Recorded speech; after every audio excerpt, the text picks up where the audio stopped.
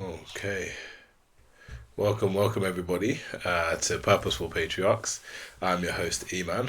Thank you for joining us as we continue to work through a lot of the things to help build better families, to build black families. Um, and today, as I've done on a previous episode, I contrast and compare um, like the black American community with the black British community and looking at some of these similarities and differences. So today, one of the things I'm going to do is I'm going to talk through a lady called Bianca, who was a contestant on The Apprentice a few years back, and looking at something she said on the Bread and Butter podcast, where I think she was on there with her spouse. I've not watched the whole episode, but shout out to her, and I think it's her, either her husband or her long term counterpart, and they're just discussing as a woman, whether you're out earning and out working your husband, is this a problem? And as I've mentioned before, one of the things I try to do is I try to tie a thread together in terms of one of the foundational and seminal documents, which is the Moynihan report, to kind of show people that the patterns of like the 1960s and going back even further than that are still within the black community today, whether you're in the US or whether you're in the United Kingdom. And my one of the overall analysis that I make is that even though we in Britain don't understand where these things come from, we do copy a lot of black American culture, not understanding where this stuff comes from. And one of the reasons why this is important is because it really does hold us back if we continue to follow what the black Americans do, not understanding where this comes from. And this can lead to the breakdown of our closest relationships and our family structure. So without further ado, let me just transition my screen over so that everyone can see where I'm coming from, and then I'll interject at different points just to kind of show people exactly where these things come from. So let's listen to what Bianca has to say. Okay. Comes when the woman is out earning a man and the woman gets home and is still expected to deliver on the traditional women type duties. So you're like, okay, you're now working really hard to bring all the money. You get home and the house is not clean, the kids are not fed, the homework is not done. Then it's a problem because you now feel like the men have to. If you're home earlier, it's not about money necessarily, it's about fairness. Yeah. You don't want to work a whole day and you come home and these things are not done or has not been done by someone. Yeah. And when I say someone, you might get some help. Like in Dubai, getting help is standard, right? So I think that's the problem. When I speak to women, they're like, I got home, I had a long, stressful day, I paid all the bills, I made all the money, I got home, and he's on his computer game, and there's no food. Like that's what it's a problem. So it's just about courtesy, I think. But equally, I don't think, I think a lot of the time men feel undermined. What I hear from the men is that they say women start speaking with more bass in their chest. Apparently that's a problem. More energy, more bass now. Apparently that's a problem. Is it not a problem? It's a problem. It's not my problem. It's a problem. It's not a problem. It might be their problem, not my problem. It's not your. The problem comes when the woman. Okay, yeah, I'll cut it there. And that's a fantastic clip. And it's very like jovial and a bit there, but you can kind of see that there is some sort of like a dynamic at play, especially as I've mentioned before within black relationships and in black marriage, and this kind of goes back to the Moynihan report, and I will discuss that in detail, and where with this whole matriarchal dynamic that happens, particularly in Black America, but there are shades and little pieces and threads that also happen over here in Black UK relationships. Now, what I want to do is I want to go over to a content creator that I've spoken about before, called BGS, and he has a clip from, I believe it's a documentary from Maya Angelou. In 1968, okay, and I just want to just play this clip, okay, and there's so many different things to break down from this clip, but let me see if I can go back, because I think he does rewind it. Let me see where he kind of comes into. Okay, so uh, so let's talk about this. Let's see if we can get it to play. We run the black man because all the last 30 years, black females. You got a couple of brothers from Atlanta in here. They'll tell you that the Atlanta is a gynocracy. Okay? There's that phrase, the gynocracy, Atlanta's a gynocracy. I got one more. or the black that I want to matriarchy, play or from. the gynocracy. This is Maya Angelou from 1968, the same year as James Earl Jones. Okay? Same year. And she actually had a 9-part special. I put a couple of clips up on another channel, but I had to take them down. But I'm going to play this because what she's saying is cogent, right? Will actually dovetail what James Earl Jones actually said, okay?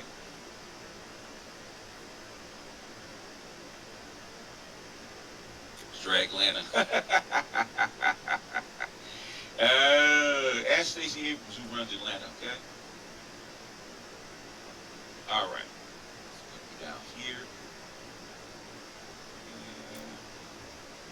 Hey, D-Ski, what's happening, man? Yeah, apologies for the longness, but I think this is so. It's a survival tactic. Yeah, this is so pertinent. Can we blame them for their actions and for their attitudes? Yes. The thing is, we have to understand where this stuff comes from.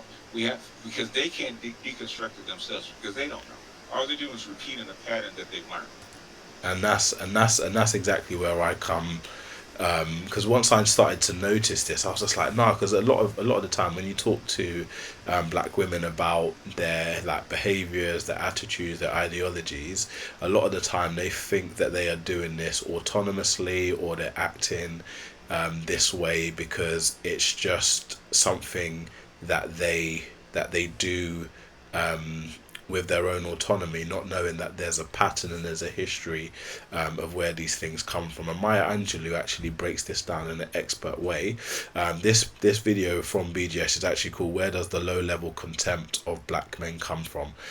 From black women. And what he does, and I will do a proper expert breakdown in terms of the whole video, because he talks to James Earl Jones, so the King of Zamunda, if you've ever watched Coming to America, and he also talks to Kevin Samuels and talks about the fact that there is these statistics within the black community, and the fact that the black women simply just refuse to get along with black men, and he looks at the marriage statistics, and he has a conversation with his family, and he actually shows them right in front of them during Thanksgiving that black women don't get married to black men. But let's listen to Maya Angelou, because I think this is quite a great juxtaposition to what Bianca was just saying. They don't even know where it comes from. And we bring out where it comes from, they get pissed. They get pissed. Because they think that they're doing the right thing, right? They think that they're being helpful. They think what they're showing us is love, okay? They don't realize exactly what it is. It's low-level contempt and hatred. But the thing is, it gets expressed as love, right? And we sometimes believe that it's love. That's our problem. Anyhow, let me go ahead and play this. Now can we assuage our men's pain and agony anymore by trying to bring home an extra ham bone from the kitchen? Do just that. These are new times. We have to reassess that male-female relationship.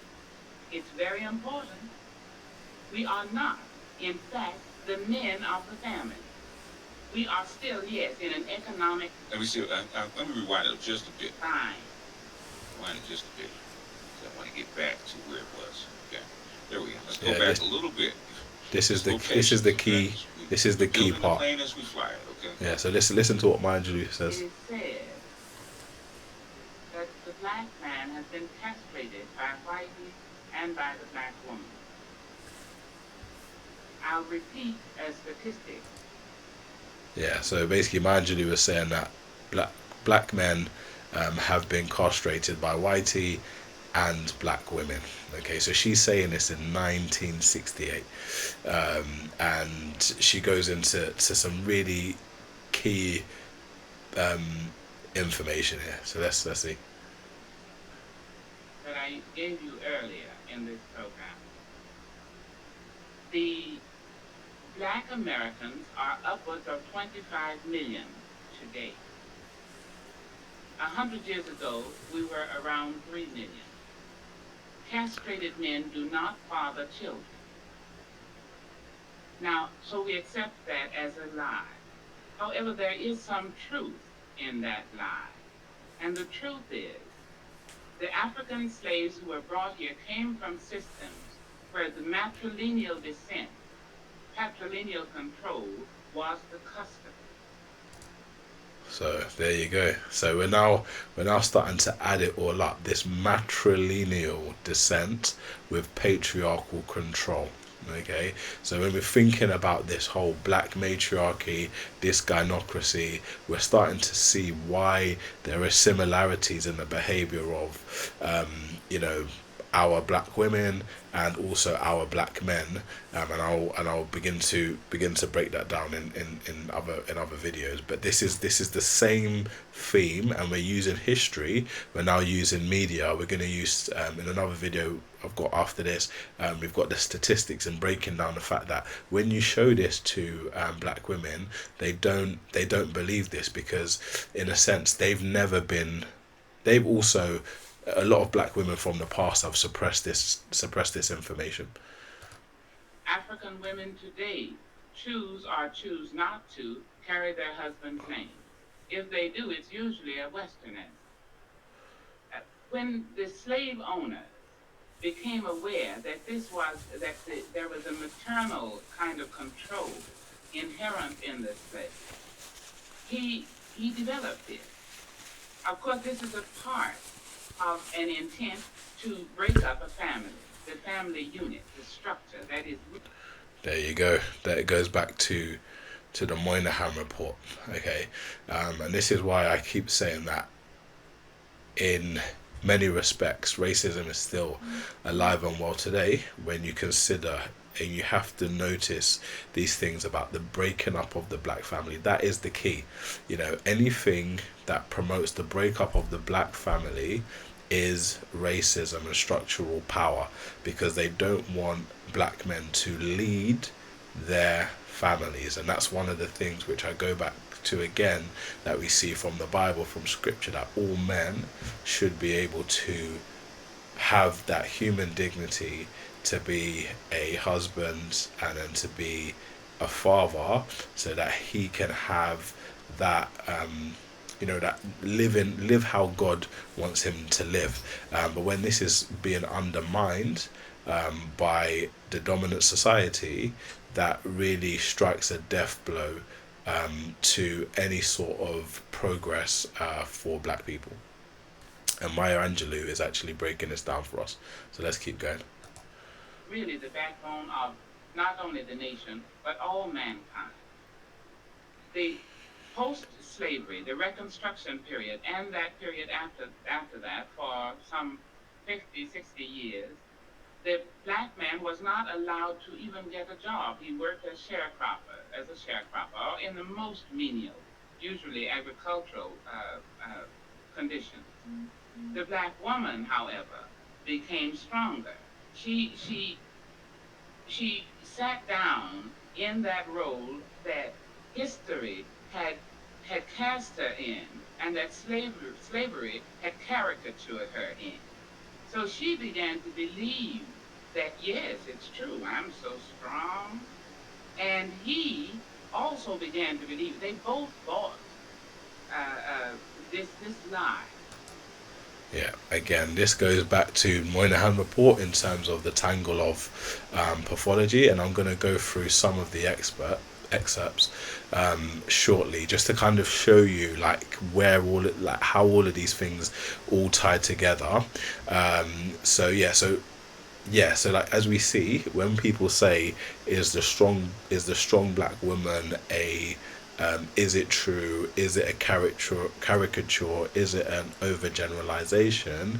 We can actually point to actual, actual history for one, but then we can also talk about it from a the fact that the Department of Labor in the United States actually talks about the fact there is a strong black woman within the black community, which obviously has reinforced itself because of the dominant power structure, taking away the strong father figure, and that creates a missing link within the family, and therefore that forces the black woman to be the stable center of the family, and that's not a good pattern.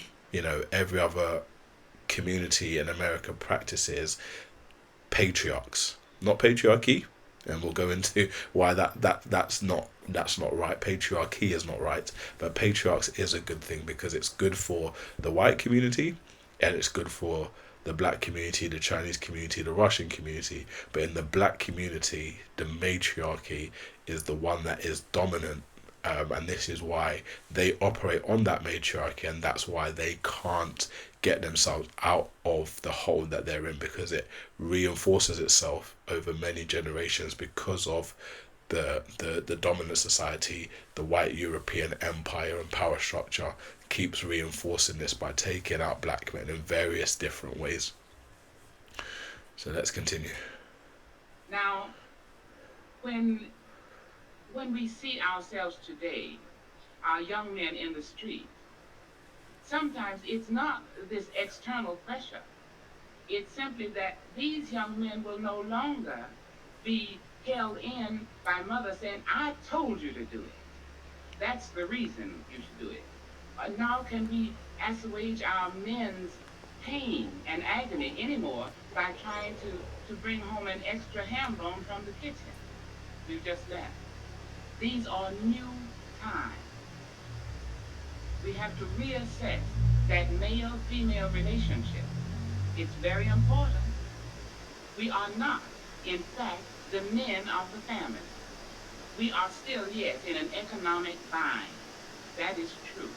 Our men still do not have the freedom to win the bacon and bring it home. Yeah, so my angelou hits it on the nail on the head, that even though black women become the stable center of the family, they are not the men, and this is where sometimes you'll see it on Mother's Day where they say, I am the mother and I am the father. Black women try to co-opt Father's Day as well, like all nonsense, like it's all a reversing of the roles, the dysfunction, because in a sense, because of the dominant society that has taken away the black man, and obviously he's never been in a position, and this is why I've talked about not just unemployment but underemployment, which simply means that when you are employed, you don't actually earn enough to be the man in and amongst the American population, and then obviously you're also not seen as a man within your own family. We do not have the open avenue, but we must prepare ourselves for the time when we do, while our men are opening the avenue. I'm talking particularly to the women now. I want you to see this next scene. It's unfortunate that this scene is repeated in thousands, maybe millions of black American homes on Friday nights or on the pay night. See it.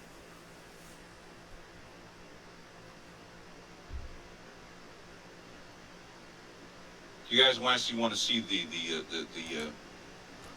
Okay, yeah. So this is quite powerful, and I'm gonna stop it. I'm gonna stop it there, because I think that's quite powerful. But what I'm gonna do is I'm gonna do another video where I'm gonna do what Bianca said from a Black British context, and and then I'm gonna go into this scene directly, so it's a bit of a shorter video because I don't want my videos to take so long. But let me quickly show you this from the Moynihan report. Okay, so what it says is that okay, cool. So we're gonna go back up. Yeah, so we're gonna quickly talk here. Yeah. Yeah. So obviously, not every instance or social pathology affecting the Negro community can be traced to the weakness of the family for weakness of the family structure. Okay. And then it talks about it was by destroying the Negro family under slavery that white America broke the will of the Negro people, although that will has reasserted itself over time. And then matriarchy. Okay, a fundamental factor of the American Negro life is often reverse whole roles of husband and wife. Okay, and it talks here about the fact that Negro husbands usually have low power, and this is a quote from Robert O. Blood Jr. and Donald M. Wolfe. Okay, and while this is a characteristic of low-income families, the pattern pervades the Negro family structure. Okay, in 44% of the Negro families studied, the wife was dominant against 20% of white wives. So more than double of Negro families, the mother was quite dominant. Okay, and it says here the matriarchal pattern of so many Negro families reinforces itself over generations. The process begins with education. So this is why sometimes when they talk about education in the black community, they're always talking about black men not being educated enough. And this is something that will happen from slavery, because slaves were never allowed to be educated, and if they were going to educate a slave, it would be the woman. And that's why even till to this day they talk about black men not being as educated as black women, and so but yeah, I will stop it from there, because I'm gonna do another video where I'll talk about this from a directly juxtaposing what Bianca has said, and then also Maya Angelou's scene from this PBS documentary in 1968. So please share this video, please comment, let me know whether I'm on the right track, wrong track, and please let me know if this is something that you've ever heard of, because I think it is quite powerful and it gives us a lot of good answers to what is going on within the black community even to this day. God bless.